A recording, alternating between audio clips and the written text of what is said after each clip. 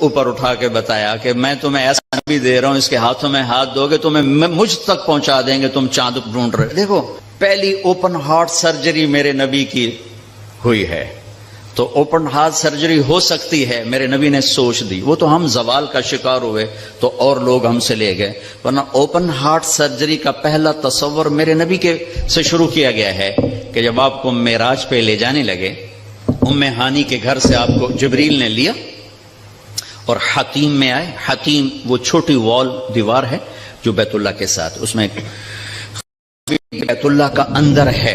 جب ہمارے نبی 35 سال کے تھے تو قریش نے سوچا کہ بیت اللہ بنائیں، وہ سیدھا ہو گئے تو وہ مستطیل تھا، لمبا چوڑا تھوڑا، ابراہیمی بنیادیں، یہ طے کیا کہ حلال کمائی سے بنانا ہے، حرام سے نہیں۔ اچھا وہ پیسے اتنے بنے کہ یہ چوکور بنا اور اگلا حصہ رہ گیا، تو کہنے لگے بس بھائی جتنا ہے اتنا ہی بناؤ، تو وہ چوکور بنا کر اوپر چھت ڈالی اور یہ حصہ چھوڑ دیا کہ جب پیسے ہوں گے تو ہم یہ بیچ میں شامل کر لیں گے۔ یہ اللہ کی حکمت تھی، نہ پیسے ہوئے نہ وہ شامل ہوا، تاکہ غریب لوگ بھی اگر بیت اللہ کے اندر نماز پڑھنا چاہیں تو وہ جگہ ہے جہاں اگر آپ اندر ہیں۔ ہم تو بیت اللہ کی طرف منہ کر کے نماز پڑھتے ہیں نا، لیکن اگر آپ بیت اللہ کی طرف پشت کر کے حتیم کی طرف منہ کر کے نماز پڑھیں تو بھی آپ کی نماز ہو گئی ہے، چونکہ آپ بیت اللہ کے اندر ہیں۔ میں 2 دفعہ بیت اللہ کے اندر گیا، نماز پڑھی، لیکن وہ تو بڑے سفارشوں سے اور بڑے تعلقات سے، اور وہاں تو جو آدمی چلا جائے وہ بیت اللہ کے اندر ہے۔ تو آپ کو حتیم میں لے جایا گیا، اب آپ کو بے ہوش نہیں کرنا، یوں جبریل نے ہاتھ مارا، سارا سینہ کھل گیا، آپ دیکھ رہے ہیں، اور اس نے دل کو باہر نکالا تو دل سارے جسم سے جدا ہو گیا۔ اور اس کے میرا بھائی ہارٹ اسپیشلسٹ ہے تو میں اسے سنتا رہتا ہوں، باتیں گھر میں ہوتی رہتی ہیں۔ اچھا نکالا، پھر اس کو زمزم کا پانی ایک ٹپ میں تھا، اس میں دھویا، اس کو دھویا، دھوتے رہے، اور آپ دیکھ رہے ہیں۔ اس کے بعد ایک آسمان سے لائے تھے، وہ پورا نور کا ایک بھرا ہوا برتن تھا، پھر وہ سارا نور آپ کے دل میں انٹر کیا، پھر اس کو بند کر کے پھر لگایا، ساتھ ہی دل سر ہر رگ سے جڑا، پھر سینے کو ملایا ہاتھوں سے، پھر یوں ہاتھ پھیرا۔ تو اب جن کی ہارٹ سرجری ہوتی ہے، اب دیکھیں یہاں کتنے بڑے بڑے ٹانکے لگے ہوتے ہیں، لیکن آپ کے سینہ مبارک پر کوئی داغ نہیں۔ یہ پہلی اوپن ہارٹ سرجری میرے نبی نے معراج کے واقعے میں امت کو دیا ہے اشارہ، تو ہم نکھٹو نکلے تو اور لوگ ہم سے یہ سب کچھ لے گئے۔ سب سے پہلی ہارٹ سرجری 4 سال کی عمر میں ہوئی، جب آپ حضرت حلیمہ کے پاس تھے اور آپ بکریاں چرانے جایا کرتے تھے، تو آپ کے بھائی رضائی بھائی وہ دوڑے آئے کہ میرے بھائی کو 2 بندوں نے قتل کر دیا۔ تو حلیمہ بھاگی ہوئی آئیں، تو آپ دیکھا آپ پریشان بیٹھے تھے، تو حضرت حلیمہ نے پوچھا بیٹا کیا ہوا؟ کہ 2 آدمی آئے تھے، مجھے لٹا دیا، میرا سینہ کھولا، میرا دل نکالا، پھر اس کو صاف کیا، پھر میرے دل میں، پھر میرے سینے میں دوبارہ فٹ کر دیا۔ یہ پہلی ہے، اور پھر معراج پر جانے سے پہلے دوبارہ اوپن ہارٹ سرجری ہوئی ہے۔ پھر براق کا آنا، تیز رفتار سواریوں کا تصور میرے نبی کے ذریعے سے ہمیں ملا کہ ایسی سواریاں بنائی جا سکتی ہیں جو مہینوں کا سفر گھنٹوں میں طے کر دیں۔ جب آپ نے اگلے دن فرمایا کہ میں گیا تھا بیت المقدس، تو قریش کہنے لگے ہم تو 1 مہینہ مسلسل چلتے ہیں اور پھر وہاں پہنچتے ہیں، تم 1 رات میں کیسے کہہ رہے ہو گیا بھی اور آیا بھی؟ تو براق ایک سواری ہے جس کی تیز رفتاری سے ایک پیغام، میسج امت کو گیا کہ اگر تم اس کائنات کے علوم تک پہنچ جاؤ تو تم تیز رفتار سواریاں بھی بنا سکتے ہو۔ 650 کلومیٹر فی گھنٹہ کی رفتار سے جاپان نے ٹرین بنا لی۔ آپ کو ام ہانی کے گھر سے اٹھایا گیا، حضرت علی کی بہن، ان کے گھر میں آپ تشریف فرما تھے، اور سیدھا بھی اللہ لے جا سکتے تھے، سیدھا بھی لے جاتے، لیکن مکہ سے بیت المقدس لے جانے میں یہ اعلان تھا کہ اب بیت المقدس بھی مکہ کے تابع ہو گیا ہے، اب یہاں کا قبلہ بھی بیت اللہ ہو گیا ہے، یہاں جتنے نبی آئے وہ سب آپ کے تابع ہو گئے، لہٰذا وہاں پہلے سارے انبیاء موجود ہیں اور سب انتظار میں ہیں، اور آپ پہلی صف میں کھڑے ہوتے ہیں تو سب ایک دوسرے کو دیکھ رہے ہیں کہ اب امامت کون کرائے گا، تو جبریل آپ کا ہاتھ پکڑ کے آپ کو مصلی پر کھڑا فرماتے ہیں، آپ 2 رکعت نماز ادا فرماتے ہیں، اور آپ کے پیچھے 1.25 لاکھ نبی نماز پڑھ کر یہ اعلان کرتے ہیں کہ ہماری نبوت آپ کے قدموں پہ قربان ہو گئی، اب ہمارے لیے بھی آپ ہی نبی ہیں، ہمارے لیے بھی آپ ہی نبی ہیں۔ عیسیٰ سے لے کر آدم تک تمام انبیاء کو وہاں کھڑا کیا گیا، تو آپ کا سینہ مبارک چاک کیا، اسی کرتے آپ تہمت پہنتے تھے، شلوار زندگی میں ایک دفعہ پہنی اور اسے پسند فرمایا، لیکن عام آپ کا لباس تہمت تھا، تو کوئی خلائی لباس کی ضرورت نہیں پڑی آپ کو، وہاں سے اٹھایا، راستے میں واقعات ہیں، ایک جگہ آپ کو اتارا، کہا یہاں نماز پڑھیں 2 نفل، کہ یہ کون سی جگہ ہے؟ کہ یہاں آپ ہجرت کر کے تشریف لائیں گے، مدینے میں اتار کے 2 نفل پڑھائے گا، پھر چلایا گیا کہ یہاں 2 نفل پڑھیں، کہ یہ کون سی جگہ ہے؟ کہ یہاں آپ کے دادا ابراہیم کی جائے پیدائش ہے، پھر چلایا گیا، تو آپ جب مصر کی طرف سے بیت المقدس کی طرف آ رہے تھے تو آپ کو خوشبو آئی، خوشبو جنت کی، آپ نے کہا یہ کیا ہے؟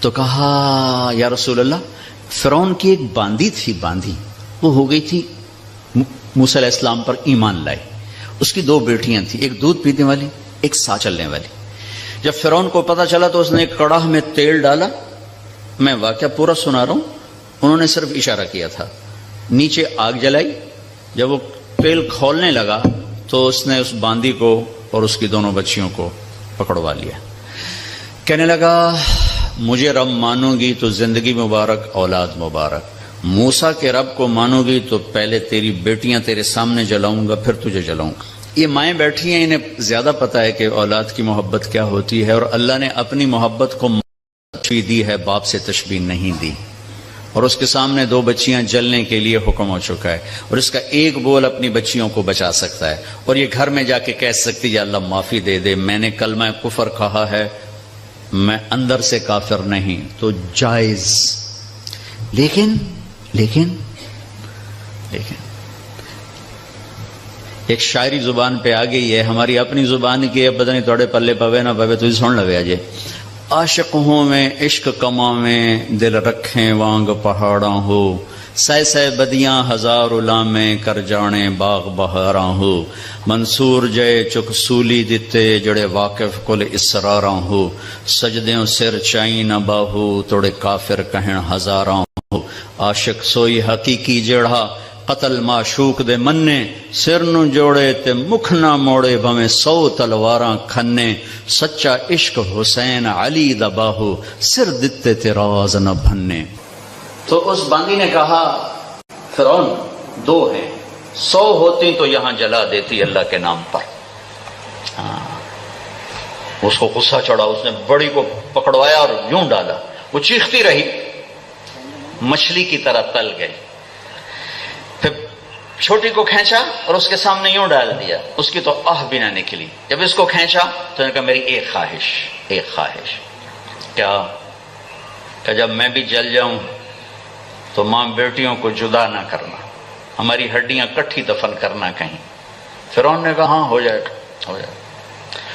کود گئی وہ بھی، ان کی ہڈیاں نکال کے ایک جگہ دبا دی گئیں، یہ واقعہ ہے۔ اب میرے نبی وہاں سے گزرتے ہیں، مصر قریب ہوتا ہے، آپ کو جنت کی خوشبو آتی ہے، تو آپ فرماتے ہیں یہ خوشبو کہاں سے ہے؟ تو جبریل کہتے ہیں یا رسول اللہ، جہاں فرعون کی باندی اور اس کی بیٹیوں کی ہڈیاں دفن ہیں، جس دن یہ دفن ہوئی تھیں اس دن سے آج تک اور قیامت تک یہ خوشبو اسی طرح اٹھتی رہے گی، کائنات مہکتی رہے گی۔ آگے میری بات ہے، اور یہ پیغام جاتا رہے گا کہ یہ بھی زندگی کا ایک انداز ہے، اور یوں بھی زندگی گزاری جاتی ہے۔ جو کسی مقصد کے لیے جیتے ہیں اور مقصد پر مرتے ہیں وہ حسین بن جاتے ہیں، اور جو صرف پیسے پر جیتے ہیں اور پیسے پر مرتے ہیں وہ یزید بن جاتے ہیں۔ میری تاریخ گواہ ہے کہ اللہ نے اپنے قریب ترین لوگوں کو نیزوں پہ چڑھا دیا اور بدماشوں کو فرعون بنا کے تخت پہ بٹھا دیا۔ ہم کربلا محرم آتا ہے تو ہم سب حسین کے لیے روتے ہیں، محرم جاتا ہے تو سب یزیدی لبادے میں ہوتے ہیں۔ یہ کون سی تہذیب ہے، یہ کون سا کمال ہے، یہ کون سا ایمان ہے؟ پھر آپ کو بیت المقدس اتارا گیا، براق باندھ دیا گیا، دنیا دارالاسباب ہے، نبی کو اسباب دیے گئے، سواری پر لایا گیا، سواری پر۔ جب آگے جانا ہے تو اوپر والا جہان اسباب کا جہان نہیں ہے، وہ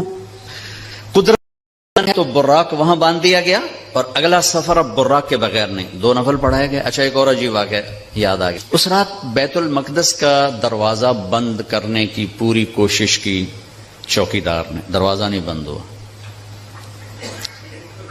تو اس نے مستری بلائے کہ یہ دروازہ نہیں بند ہو رہا، اور اپنے بڑے پادری کو بلایا کہ حضرت یہ دروازہ نہیں بند ہو رہا۔ تو مستریوں نے کہا کہ وہ ڈاٹ ہوتی تھی نا، ڈاٹ کہ وہ تھوڑی سی نیچے آ گئی ہے، وہ اس نے پریشر اوپر ڈال دیا تو دروازہ بند نہیں ہوگا، صبح ٹھیک کر دوں گا۔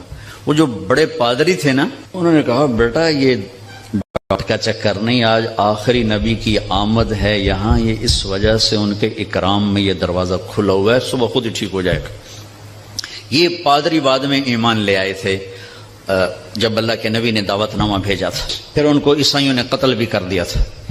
وہاں آپ نے 2 نفل پڑھے۔ اب آپ نے اوپر جانا ہے تو مکہ سے بیت المقدس تک آپ بشریت میں ہیں، اور پھر یہاں سے اوپر جاتے ہیں تو سبحان الذی اسری بعبدہ، قرآن کی واحد سورہ جو سبحان سے شروع ہو رہی، سبحان الذی اسری، لفظ سبحان۔ سبحان میں کیا پیغام ہے کہ اللہ تمہارے قوانین سے پاک ہے، تمہارے مادی قوانین سے پاک ہے۔ مادے کا قانون یہ ہے کہ اس لباس میں کوئی اسپیس میں نہیں جا سکتا، مادے کا قانون یہ ہے کہ اس لباس میں اسپیس میں جاتے ہی پھٹ جائے گا، چونکہ جو ہمارے اوپر ہوا کا پریشر ہے، جب ہوا سے اوپر جائیں گے اور پریشر ریلیز ہوگا تو ہم خود بم بن کے پھٹ جائیں گے۔ ہر مرد عورت کے اوپر 280 من ہوا کا پریشر ہے، اس پریشر کو روکنے کے لیے ہمارے اندر پریشر ہے، جب ہم اوپر جائیں گے تو دھڑوں ایک دھماکہ ہوگا، چونکہ اوپر سے اس پریشر کو مصنوعی طور پر راکٹ میں کریٹ کیا جاتا ہے لباس کے اندر، اس کے اندر، تب ہم اوپر جاتے ہیں کہ تمہارا رب ان سارے قوانین سے پاک ہے، سبحان سبحان۔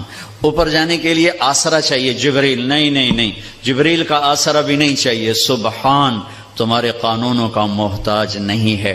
اتنی لمبی کائنات میں رات کے اندر سفر پورا ہو جائے گا، کیسے ہوگا؟ نہیں ہو سکتا، ہو سکتا ہے، کیوں؟ سبحان کہ تیرا رب زمان کا بھی مالک ہے، مکان کا بھی مالک ہے۔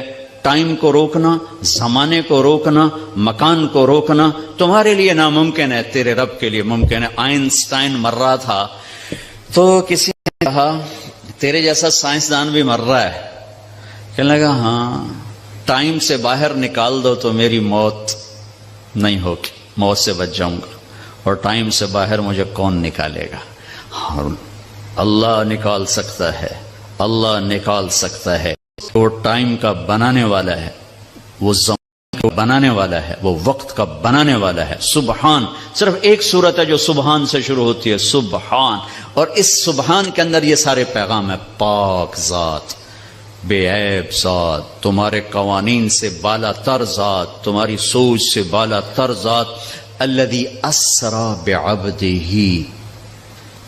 قریش کہنے لگے تم کیسے جا سکتے ہو؟ اللہ نے جواب دیا یہ تھوڑا ہی گئے تھے، میں لے کر گیا تھا۔ قریش نے کہا بغیر سواریوں پر اتنا وقت لگ جاتا ہے، تم بغیر سواری کے کیسے چلے گئے آ گئے؟ تو اللہ نے کہا یہ نہیں گئے، اسری بعبدہ، میں لے کر گیا۔ اور یہاں الف اور با کا جو جوڑ ہے، اسری اور بعبدہ، الف اور با، عربی گرامر میں اگر الف ہو تو با کی ضرورت نہیں، اسری عبدہ ہوگا، ٹھیک ہے؟ اور اگر با ہو تو الف کی ضرورت نہیں، سرا بعبدہ ہوگا۔ میری بات واضح ہوئی ہے نا؟ الف ہو نا، با کی ضرورت نہیں، اسری عبدہ، اور اگر با ہو تو الف کی ضرورت نہیں، سرا بعبدہ۔ یہ الف اور با کا جوڑ کیوں ہے؟ یہ بتانے کے لیے کہ میں اللہ خود اپنے نبی کو لے کر گیا، اور بعبدہ ہی میں کیا اشارہ ہے؟ آپ لوگ کون ہو کہ جی ہم کسٹم والے، میں کون ہوں جی؟ یہ جی مسجد والے، یہ کون ہے جی؟ یہ جی کپڑے والے۔ تو اللہ کہہ رہا ہے بعبدہ، یہ کون ہے؟ یہ میرا بندہ ہے، یہ میرا ہے، اور میں ان کا ہوں، بعبدہ۔ اور الف اور با کے ساتھ اللہ فرما رہے ہیں کہ میں لے کر گیا، جبریل بھی نہیں لے کر گئے۔ اوپر کا جو آپ نے سفر کیا ہے وہ جبریل کا ہاتھ پکڑ کے نہیں، ان کے کندھوں پر بیٹھ کر نہیں، ان کے پروں پر بیٹھ کر نہیں، اللہ کی قدرت کن کے ساتھ آپ جبریل کے ساتھ گئے ہیں تو ملکیت کا لباس آپ کو پہنایا گیا اور اپنے ساری فضا کو پار کیا. آج یہ سائنس کا نیا علم آیا ہے کہ اگر کوئی سواری ٹائم کی رفتار سے زیادہ ہو جائے تو ٹائم اس کے لیے زیرو ہو جاتا. ٹائم زیرو ہو جاتا. اگر 1,86,000 پر سیکنڈ سے کوئی سواری زیادہ تیز ہو جائے تو ٹائم اس کے لیے زیرو ہو جاتا ہے. یہ آج کے امکانیات بتائے جا رہے ہیں اور یہ میرے نبی کا سفر اسپیس کو، راکٹ کو، شٹل کو، ہر چیز کے لیے راستہ دے رہا ہے کہ یہ ہو سکتا ہے، یہ ہو سکتا ہے. خلائی تسخیر ہو سکتی ہے، خلائی سیاروں تک جانا ہو سکتا ہے. لیکن آپ کی پہلی منزل پہلا آسمان آدم علیہ السلام نے استقبال کیا. دوسرا آسمان یحییٰ علیہ السلام، زکریا علیہ السلام، عیسیٰ علیہ السلام نے استقبال کیا. تیسری منزل یوسف علیہ السلام، تیسرا آسمان. چوتھی منزل ادریس علیہ السلام، چوتھا آسمان. پانچویں منزل ہارون علیہ السلام، پانچواں آسمان. چھٹی منزل موسیٰ علیہ السلام، چھٹا آسمان. ساتویں منزل ابراہیم علیہ السلام. ہر آسمان پر نبی کھڑے ہوتے تھے پھولوں کے ہار لے کر. یہ میرا اضافہ ہے استقبال کے لیے. اور ہر نبی کہتے ہمارے بھائی آ گئے، ہمارے نبی آ گئے، ہمارے بھائی آ گئے، ہمارے نبی آ گئے. اب ساتویں آسمان پر پہنچے تو ریسپشن کوئی نہیں. جب میں ابھی آیا تو سارے آپ کے افسران وہاں کھڑے ہوئے تھے. ریسپشن ساتویں آسمان پر ایک بڑے میاں، ایک بیت اللہ ہے، اس کی یوں ٹیک لگا کر نہ بیٹھے ہوئے اور اس طرح ہاتھ رکھ کے بیٹھے ہوئے، سفید داڑھی یہاں تک آ رہی اور اس بیت اللہ کا طواف ہو رہا ہے، فرشتے طواف کر رہے. آپ پوچھتے ہیں یہ بڑے میاں کون ہیں، یہ بزرگ کون ہیں؟ تو جبریل کہتے ہیں یہ آپ کے دادا ابراہیم علیہ السلام. اگر اللہ چاہتے تو ابراہیم بھی کھڑے ہوتے وہاں، چونکہ مرتبہ تو ہمارے نبی کا بڑا ہے، رشتہ ابراہیم کا بڑا ہے، مرتبہ ہمارے نبی کا بڑا ہے. لیکن ان کو بٹھایا، ان کو چلایا. یہ میری بات آپ غور سے سنیے گا. ان کو بٹھایا، ان کو چلایا. ساری کائنات حضرت ابراہیم علیہ السلام سے بھر جائے، ہمارے نبی کے برابر نہیں ہو سکتے. ساری کائنات ملائکہ سے بھر جائے، ہمارے نبی کے ایک بال کے برابر نہیں ہو سکتے. جس کو اللہ حبیب بنائے وہ کیا ہوگا؟ جس کے چہرے کی قسمیں والضحیٰ، جس کی زلفوں کی قسمیں واللیل اذا سجا، جس کے شہر کی قسم وہذا البلد الامین، جس پر اتری کتاب کی قسم قاف والقرآن المجید، جس کی جان کی قسم لعمرک انہم لفی سکرتہم یعمہون، جس کا وکیل صفائی بن کے قسم والنجم اذا ہوا ما ضل صاحبکم وما غوا، جس کو تسلیاں دینے کے لیے قسم واللیل اذا سجا ما ودعک ربک وما قلا، جس کے بول کی قسم وقیل ہی یا رب ان ہؤلاء قوم لا یؤمنون، جس کو رحمت للعالمین کا ٹائٹل وما ارسلناک الا رحمت للعالمین وما ارسلناک الا کافۃ للناس بشیرا ونذیرا، جس سے اللہ لاورڈ سے کبھی محمد، کبھی احمد، کبھی ماہی، کبھی حاشر، کبھی عاقب، کبھی فاتح، کبھی خاتم، کبھی ابو القاسم، کبھی طٰہٰ، کبھی یاسین، کبھی مزمل، کبھی مدثر، کبھی شاہد، کبھی مبشر، کبھی نذیر، کبھی داعی الی اللہ، کبھی سراج منیر. دیکھو تو صحیح اللہ کیا لاڈ کر رہا ہے اپنے نبی کے ساتھ. یہ بیت اللہ کی دیوار ہے ساتویں آسمان. یہ ایک بڑے میاں بیٹھے ہوئے ہیں اور یہ کائنات کی عظیم ہستی آتے ہیں اور یہ ادھر جا رہے ہیں، وہ ادھر نہیں آ رہے کہ یہ باپ ہیں، یہ بیٹے ہیں. اور اس آگے جانے میں باپ کو عزت دینی ہے اور بیٹے کے گھٹنوں کو چھونا ہے اور امت کو پیغام دینا ہے کہ رشتوں کا تقدس ہمیشہ باقی رکھنا ہوگا، چاہے آخری نبی ہی کیوں نہ ہو، چاہے آخری رسول ہی کیوں نہ ہو. رشتوں کو تولا نہیں جا سکتا، ناپا نہیں جا سکتا، پیسوں پہ نہیں تولنا. رشتہ رشتہ ہوتا ہے. یہ چلے، وہ کھڑے ہوئے. سارے نبیوں نے کہا بھائی آ گئے. ابراہیم نے کہا میرا بیٹا آ گیا، میرا بیٹا آ گیا، میرا بچہ آ گیا. میرے نبی آ گئے. نبی بھی کہا میرے نبی آ گئے. وہ کہا میرا بیٹا آ گیا، میرا بچہ آ گیا. پھر گلے لگایا، پھر ماتھا چوما. یہ کسی نے نہیں کیا، یہ ابراہیم نے کیا. گلے لگایا، ماتھا چوما، آگے روانہ کیا. ایک پیغام ڈیلیور کیا کہ میرے نبی آپ اتنے مقام کے ہو کر بھی اپنی امت کو پیغام دیں کہ اپنے باپ کے آگے سر جھکائیں، اپنی امت کو پیغام دیں کہ ماں باپ کے رشتے کے سامنے اولاد کو بھی جھکنا پڑتا ہے۔ ابراہیم ملے اور اب جانے لگے تو کہا بیٹا اپنی امت کو میرا سلام کہہ دینا۔ سبحان اللہ، یہ رشتہ بہت گہرا تھا کہ اپنی امت کو میرا سلام کہنا، اور انہیں کہنا جنت خالی زمین ہے اور اس کے باغ باغیچے سبحان اللہ الحمدللہ لا الہ الا اللہ اللہ اکبر ہیں، جتنا کہیں گے اتنے درخت وہاں لگتے جائیں گے۔ اب آپ سدرۃ المنتہا پہنچے تو ایک آج کی اس میں آج کے لہجے کی گفتگو کہ جبریل نے کہا یا رسول اللہ آگے میرے پاس ویزا کوئی نہیں، آگے اور جہان ہے، ملکوتی جہان بھی ختم، ملائکہ کا جہان، سدرۃ المنتہا، یوں سمجھو جبریل اپنے گھر میں کہہ رہے ہیں یا رسول اللہ اس سے آگے میرے پاس ویزا کوئی نہیں، میں نہیں جا سکتا۔ کہا میں اتنا بھی آگے جاؤں گا نا ایک بالش تو میں جل کے راکھ ہو جا سکتا۔ تو یہاں آ کر ملکوتی حیثیت بھی ختم ہو کر کوئی اور حیثیت آپ کو عطا کی گئی، وہ اللہ جانے، اللہ کا حبیب جانے۔ عرش تک پہنچنے میں پہلی ہستی کامیاب ہو رہی ہیں، جبریل بھی کہہ رہے ہیں آگے نہیں جا سکتا یا رسول اللہ، بس ختم، میں ختم۔ عرش پہلی دفعہ اس کے دروازے کسی ہستی کے لیے کھل رہے ہیں اور آپ کے قدم عرش پہ پڑ رہے ہیں، اور چوتھی منزل آپ کی اللہ اور حبیب اللہ ہیں کہ اللہ نے سارے پردے ہٹا کر اپنا آپ دکھا کر کہا السلام علیک ایھا النبی ورحمۃ اللہ وبرکاتہ، اے میرے محبوب آپ کا رب آپ کو سلام پیش کرتا ہے۔ اور یہاں حبیب اور خدا میں ملاقات، ثم دنا فتدلى فكان قاب قوسین او ادنى۔ یہ لفظ آپ نے سنا ہوگا قاب قوسین، قاب قوسین۔ میں آپ کو آج اس کی تصویر بنا کے دکھاتا ہوں کہ قاب قوسین کا مطلب کیا ہے۔ عربوں میں اکثر لڑائی ہوتی رہتی تھی، جب ان میں صلح ہوتی تھی تو قبیلوں کے سردار کٹھے ہوتے تھے اور صلح ہو رہی۔ صلح کیسے ہوتی تھی؟ یہ ایک کمان ہے عرب سردار کے ہاتھ میں، یہ دوسری کمان ہے دوسرے عرب سردار کے ہاتھ میں، ان دونوں کی لڑائی ہے۔ یہ دو عرب سردار ان میں صلح کروا رہے ہیں، یہ دو ساتھ ان کے اس صلح کو پورا کرنے کے لیے آ رہے ہیں۔ اب یہ ایک محفل ہوتی تھی تو ایک عرب سردار اٹھ کے اپنی کمان یوں کرتا تھا، یہ کمان کا وہ دھاگا ہے جس کے اوپر تیر کھینچا جاتا تھا، اور یہ وہ لکڑی ہے، ٹھیک ہوگی یہ۔ اب یہ یوں آ کر اپنی کمانوں کے سرے یوں ملا دیتے تھے۔ آپ دیکھ رہے ہیں سارے، یہ قوس، یہ قوس، قوس کہتے ہیں کمان کو، یہ قاب ہے، یہ قاب، قاب قوسین، دو کمانوں کی قاب، یہ اور یہ اور یہ قاب، اور یہ قوس، یہ قوس۔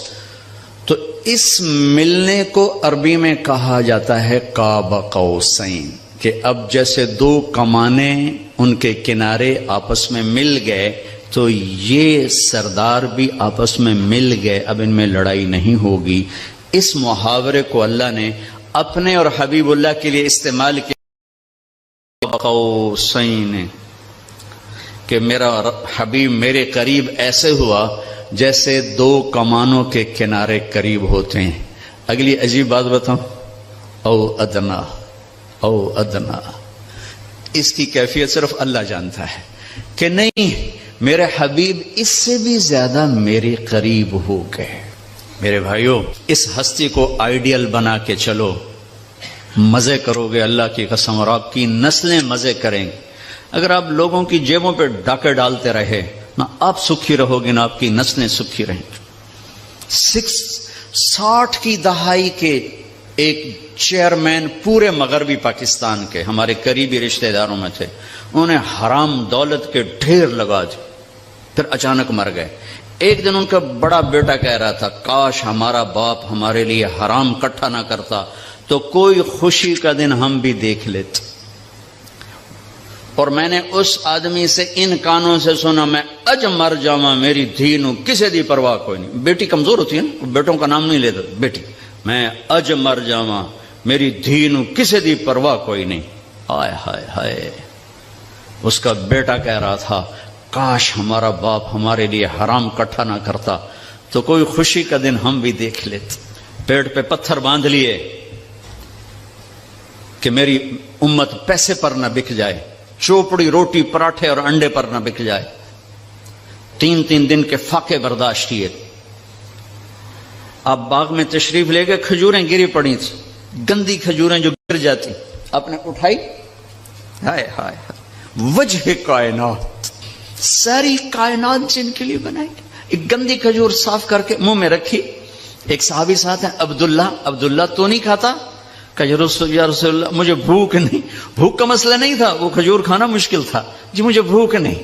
کہ عبداللہ مجھے بھوک ہے، آج 4تھا دن ہے میں نے کچھ نہیں کھایا، 4تھا دن، مجھے 8 بجے تک چائے نہ ملے میرے سر میں درد ہو جاتا ہے، وہ جی میں چائے نہیں پیتی، سیرج پیڑ پہ گئی ہے، آج 4تھا دن ہے عبداللہ میں نے کچھ نہیں کھایا، گری پڑی کھجور صاف کر کے کھائی ہے۔ کسٹم والوں کو پیغام دیا ہے، پیسہ سب کچھ نہیں ہوتا ہے، انسانیت بہت بڑی معراج ہے۔ اللہ کا ترازو پیسے کو نہیں تولے گا، تیرے کردار کو تولے گا، تیری سچائی کو تولے گا، تیری دیانت کو تولے گا۔ اللہ اور حبیب اللہ کی ملاقات ہے، قاب قوسین او ادنی، پھر وہاں سے آپ کی واپسی ہوئی ہے تو 50 نمازیں لے کر واپس آئے۔ میں اللہ پہ قربان جاؤں، اللہ نے 5 دینے تھیں، 50 کیوں دی ہیں؟ نماز کی اہمیت بتانے کے لیے کہ نماز بڑی عظیم چیز ہے۔ آگے آپ نے کچھ کہا ہی نہیں، چپ کر کے واپس آ گئے۔ تو میں نے کہیں پڑھا نہیں، لیکن مجھے لگتا ہے اللہ نے 6ٹھے آسمان پہ موسیٰ علیہ السلام کو کھڑا کر دیا، ہوگا، چونکہ پڑھا ہوا نہیں، وجدان ہے۔ یا رسول اللہ، اللہ کی ملاقات کیسی رہی؟ بہت اچھی رہی۔ کیا ملا؟ کہ 50 نمازیں۔ کہا توبہ یا رسول اللہ، یہ کون پڑھیں گے؟ اب واپس جا کے تھوڑی کم کروائیں۔ واپس گئے، 5 کٹ۔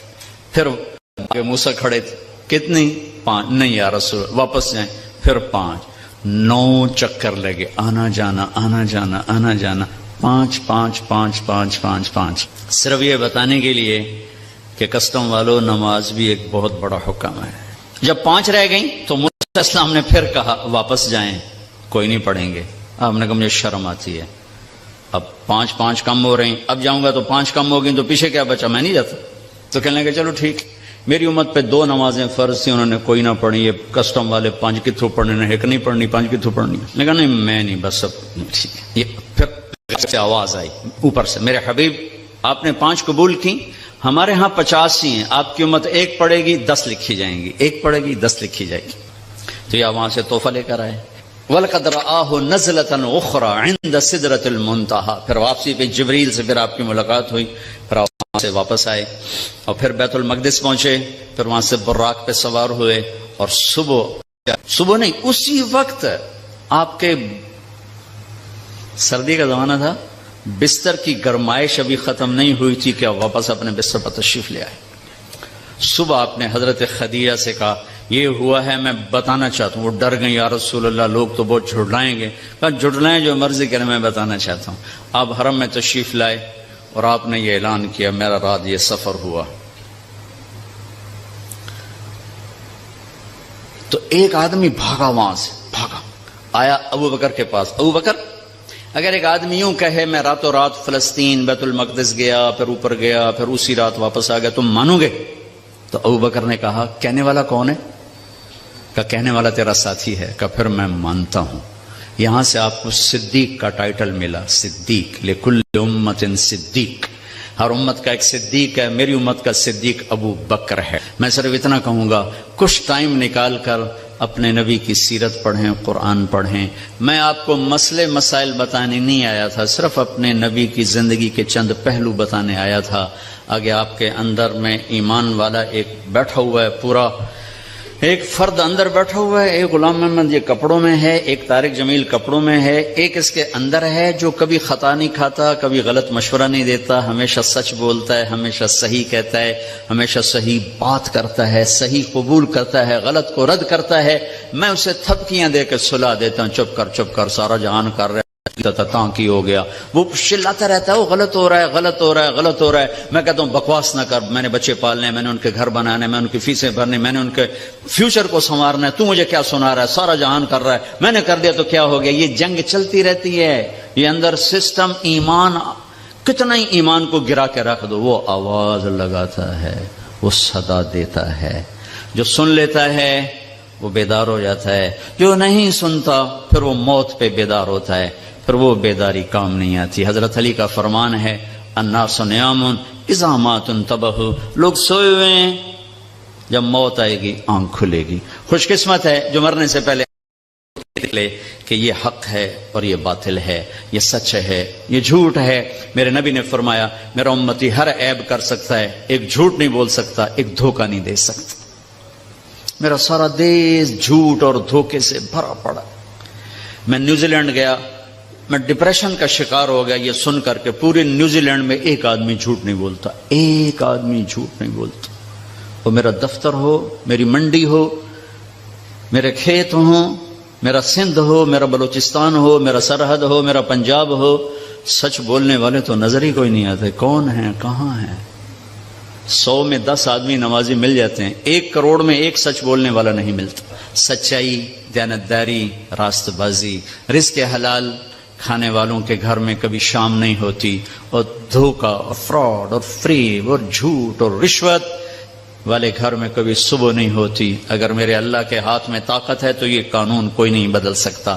یہی میرے رب کا قانون رہے گا کہ کبھی کبھی کبھی سچائی پر خزاں نہیں آتی، اور کبھی کبھی کبھی دھوکے جھوٹ پر بہار نہیں آتی۔ سچائی کا سورج زوال پذیر نہیں ہوتا، اور جھوٹ ظلم و ستم کا سورج کبھی طلوع نہیں ہوتا۔